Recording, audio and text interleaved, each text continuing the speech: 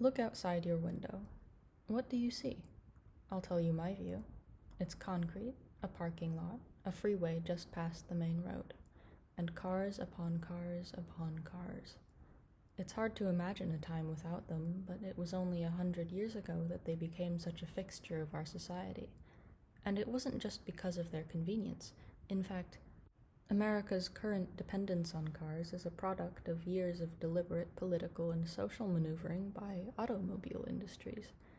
Let's see how that happened and the real impact of cars on our health and our society.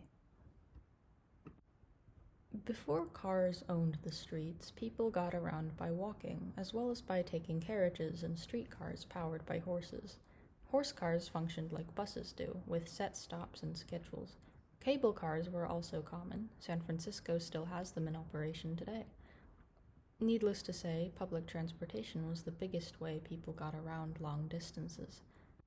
Throughout the late 1800s and early 1900s, cars began to pop up alongside carriages on the streets, but they were rare, and most of the American populace disliked them for taking up street space that could be used for walking.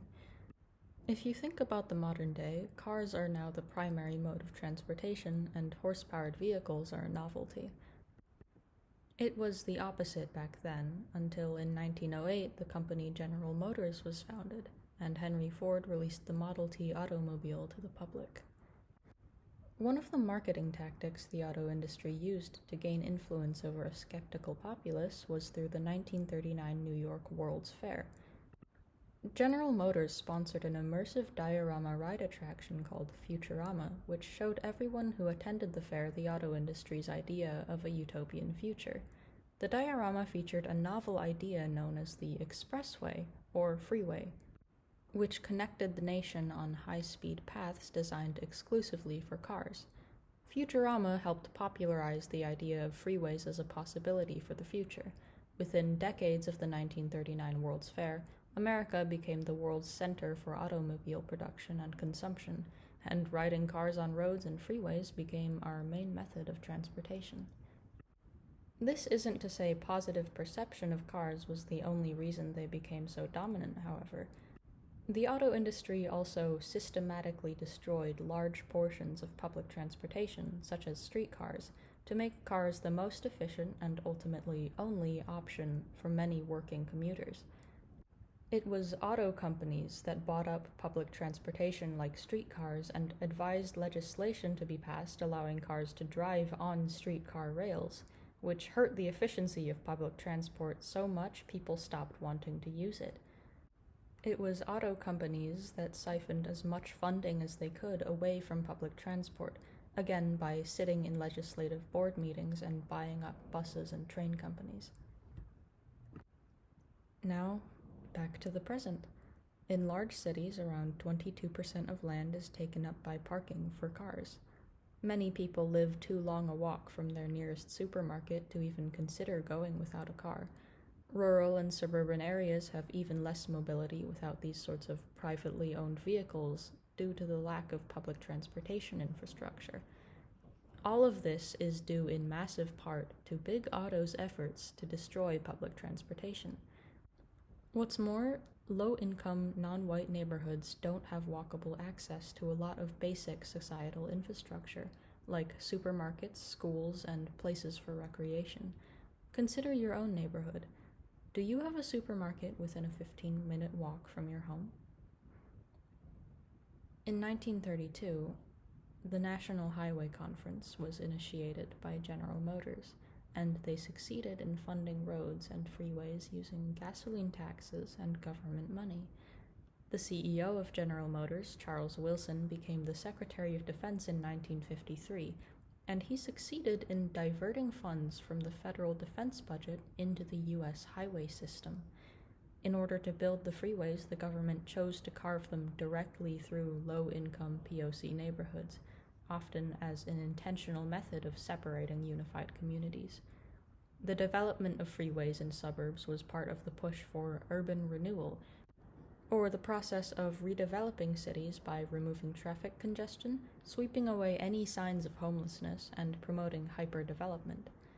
Advocates for urban renewal wanted to fix what they saw as a lawless blight overtaking American cities, which meant destroying communities of color to build infrastructure that supported the rapidly developing car-centric version of the white American dream. Freeways next to low-income neighborhoods didn't just split apart communities in favor of cars. They also brought a whole host of medical issues. Rates of asthma, leukemia, and respiratory disease are higher in neighborhoods near freeways. Because of historic redlining, those neighborhoods are people of color. The consequences of America's dependence on cars is at its worst for those who are most vulnerable. Low-income households who can't afford a car or the high cost of car maintenance have to rely on intentionally inefficient public transportation nearby. If that isn't enough, they just have to suffer the consequences of a lack of mobility in an economic culture that requires it.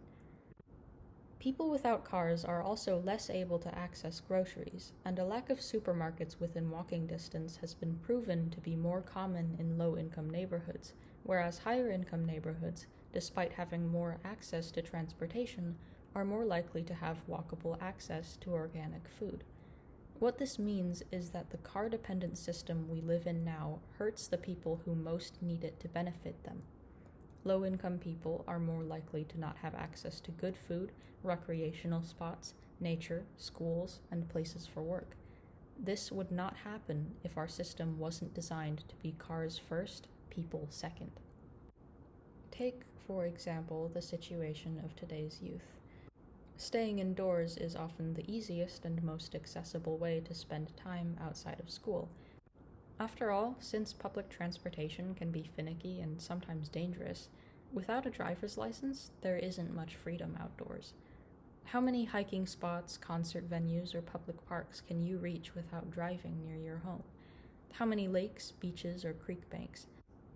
Spaces in cities that allow for closer contact with nature, known as green spaces, are often widely inaccessible by public transport. The lack of nature is at its worst in low-income neighborhoods, many of which are built right next to freeways and busy roads, but no easy subway system. For youth living in these areas, there aren't many public places to choose from to spend time with friends, especially not places that don't require you to spend money. For many, even going to school is a lengthy affair, often requiring a parent to drive to school campus due to the unreliable and inefficient state of public transportation. Outside of driving to school and home, there aren't many other places youth can go to interact in person. The rise of the internet and increasing rates of teenage loneliness go hand in hand with inaccessible in-person communication. It's difficult to sustain friendships and spontaneously have human connection when you have to go into your car to go meet people. My high school career was defined by one route, the Interstate 80 freeway, running from San Pablo to Berkeley, where my mother worked and I went to school. The lengthy and uncomfortable procedure of public transportation de-incentivized me from leaving my home during my free hours, but my situation was better than that of my friend, who had an hour-long driving commute to school every day in each direction. Going to school in a place like downtown Berkeley taught me firsthand how different the level of walkability could be between neighborhoods, because while my classmates had sprawling sidewalks, shops, parks, and organic grocery stores, I had the I-80 next door. So, what do we do about it? First, invest in public transportation. The more public transportation can do, the more people will be willing to use it, and the more investment it can subsequently get from the government. In order to advocate for more walkable cities, another thing we can do is write to our local city governments to push for elimination of single-family zoning, which is an urban planning restriction that forces certain districts to be planned out only in terms of single-family homes. Getting rid of this restriction will enable cities to build more walkable living spaces in residential districts. We can also show up to our local zoning meetings and advocate for mixed-use zoning there, which essentially means interweaving residential and commercial districts together so more people can walk or bike to supermarkets, schools, and workplaces. We can also advocate for the removal of laws that require stores to have giant parking lots. which will make cities much more walkable as well as more beautiful. Within the current environment, we can't live without cars. They're too critical to the American way of life, and until we can fix that, one thing we can do is spread awareness. Car buyers can be informed about which cars are most harmful to the environment and to passerby, such as SUVs. Spreading information about the intentions of the auto industry and the harmful impact of cars can help inch us toward a less car-dependent America. As individuals, we can attend city government meetings and make our voice heard, or write letters to the state government. If we can get more person-friendly infrastructure laws implemented in the state, we can spread it to other states and eventually to the federal government. There are also the classic methods of circumventing car use: carpooling with friends or family, taking public transit when you can, walking or biking, and looking into your local bike share programs. And of course, your vote counts. Pay attention to local bills being introduced, because a lot of them concern urban development and car laws. There's more we can do than meets the eye, and with each small change comes more potential for bigger changes. Every bit of advocacy counts.